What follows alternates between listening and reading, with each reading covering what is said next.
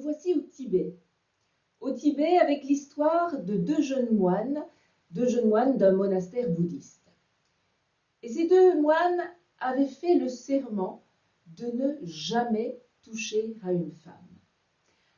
Bon, je sais que ça peut peut-être paraître un peu étrange à certains d'entre vous, mais bon, ne discutons pas. C'était là le serment de ces deux moines de cette histoire. Et ces deux moines étaient fidèles depuis très longtemps à ce serment qu'ils avaient fait tous les deux, et ils étaient vraiment animés d'une volonté farouche d'être éternellement fidèles à ce serment. Et voilà qu'un jour, on leur demande d'aller faire quelques achats dans le village en contrebas dans la vallée. Alors on les voit bientôt sur le chemin, un petit sentier qui longe un torrent. Ils sont là, tous les deux habillés de leurs longues robes couleur safran, pieds nus dans leurs sandales. Ils marchent donc sur ce sentier. Quand ils arrivent à un endroit où normalement ils ont pour habitude de passer le torrent quasiment à pied sec. Mais voilà. Quelques jours auparavant, il y a eu de terribles orages dans la montagne. Les eaux sont montées et, ma foi, il n'est plus possible du tout de passer sans se mouiller les pieds. Et même, ça peut être un peu dangereux de traverser.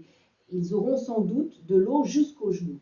Mais bon, ils se décident finalement à traverser, à prendre ce risque, quand arrive vers eux une jeune fille. Une jeune fille qui, elle aussi, voudrait traverser. Et le premier des deux garçons, sans même avoir regardé cette jeune fille, s'aventure dans ces eaux un peu tumultueuses. Enfin, il traverse, il avance. Oui, il a de l'eau effectivement jusqu'aux genoux. C'est tout à fait, enfin, à peu près praticable. Le voilà bientôt de l'autre côté. La jeune fille, elle hésite quand même. Et devant son hésitation, l'autre moine lui propose son aide.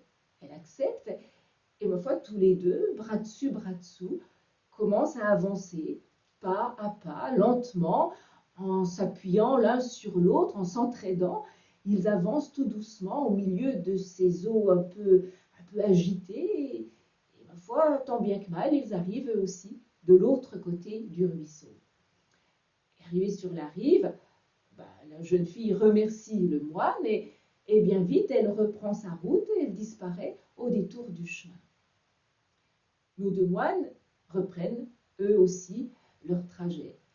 Ils marchent tranquillement, enfin celui qui marche en premier, c'est-à-dire celui qui a aidé la jeune fille, qui marche devant, marche d'un pas tranquille. Il est serein, calme. Sur son visage complètement détendu, on pourrait presque deviner un léger sourire. Derrière lui, le jeune homme qui a traversé le premier, sans même regarder la jeune fille, marche d'un pas un peu plus saccadé. Il est manifestement énervé, le visage tendu, les sourcils froncés, les lèvres pincées, et au bout d'un moment, il n'en peut plus. Il n'en peut plus et il laisse éclater sa colère. Oh, cette femme, mais comment est-ce que tu as pu... Comment... Oh, mais cette femme, mais comment? Oh, cette femme.